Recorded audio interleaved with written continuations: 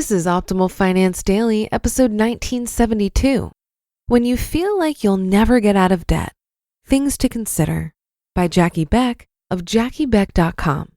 And I'm your host and personal finance enthusiast, Diana Merriam. We're going to jump right into today's post and start the week as we optimize your life. When you feel like you'll never get out of debt, things to consider, by Jackie Beck of JackieBeck.com. Sometimes you look at the pile of debt in front of you and you're just tired. All you can think is, I'm never going to get this paid off. But you know what? Chances are that you can. The vast majority of people can if they stick with it, and you're probably not the exception. The flashpoints. Typically, there are 3 points at which you might feel like you're never going to get out of debt. When you're just getting started in the process, when you've been struggling to get out of debt for a while without making much progress, and when you're on the home stretch and that last big debt just seems to be taking forever. So if you feel this way or have ever felt this way, know that you're not alone. Know also that it is absolutely possible to get out of debt. People do it every single day. Recognize that feeling for what it is. So it's important to recognize that feeling for what it is. Either a need for more information and guidance or a desire to get that marathon over with. Chances are a solid plan is exactly what you need to turn that feeling of despair into success. If you hear that and you still aren't sure whether or not you could repay what you owe, email me and I'll be happy to plug your numbers into my debt app and give you some suggestions on how it could work. If you're feeling overwhelmed, it's easy to get overwhelmed when you spend a lot of time thinking about your debt, especially if it's going to take you a while to get it paid off. So my advice in that situation, don't overthink it. That's right. Sometimes the best thing you can do when you're paying off debt is to focus on something other than your debt. You've just got to pick the right thing to focus on. And that means narrowing your focus a lot. How narrowing your focus can help. So what should you be focusing on if you're feeling overwhelmed by the amount of debt or the length of time it's going to take before you're debt-free? It's not how much you've got left to pay or how long it's going to take, that's for sure. It's whatever your next step is. That could be getting your budget set up, getting a $1,000 emergency fund going, or getting the money you're going to send to the next item in your debt snowball. Whatever it is, hyper-focus on that puppy, and only that. Celebrate every step you take toward that particular goal. Hyper-focusing works. When I was in junior high, I played clarinet and wanted to be first chair.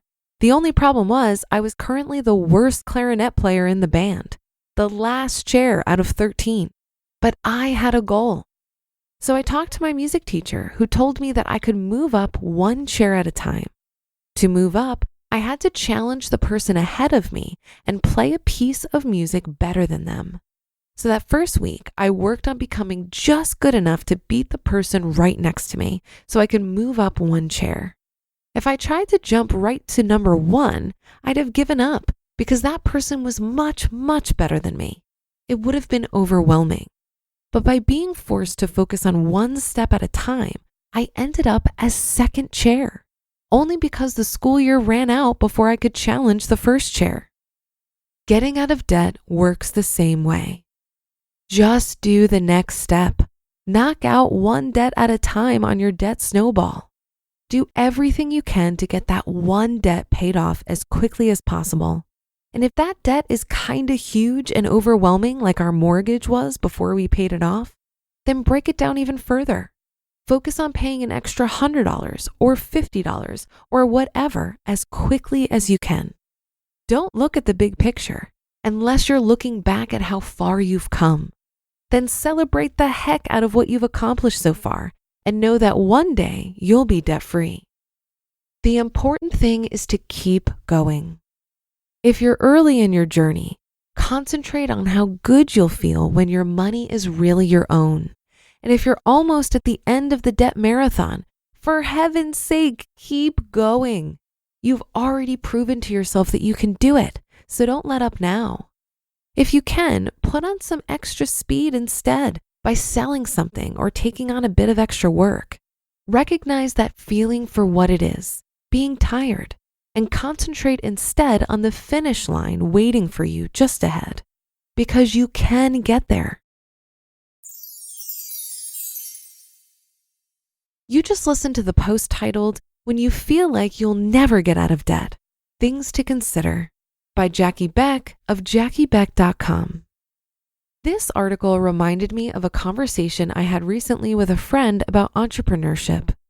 When making decisions related to growing a business, it's sometimes hard to know if you're doing the right things. Every decision has an opportunity cost, and there's a lot of throwing stuff at a wall and seeing what sticks. But this friend said something to me that I can't stop thinking about. He said, "What if you're already doing all of the right things and it's just a matter of time?" I think that applies so well to paying off debt.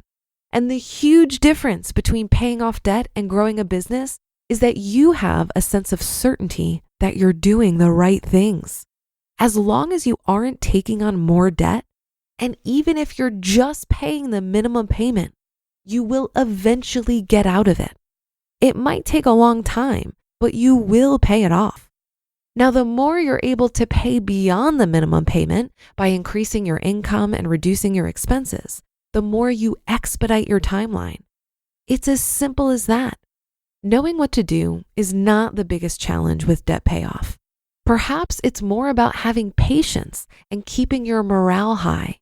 And a great way to do that, as suggested in this article, is to focus on one thing at a time. I highly recommend using a debt reduction calculator to keep yourself organized. You'll put all of your debts, interest rates, how much money you can throw at your debt each month, etc., and the calculator does all the hard work on the strategy. There are many free options online. Just search for Debt Reduction Calculator. And that's a wrap for another Monday show. Have a great rest of your day and start to your week. And I'll be back tomorrow as usual, where your optimal life awaits.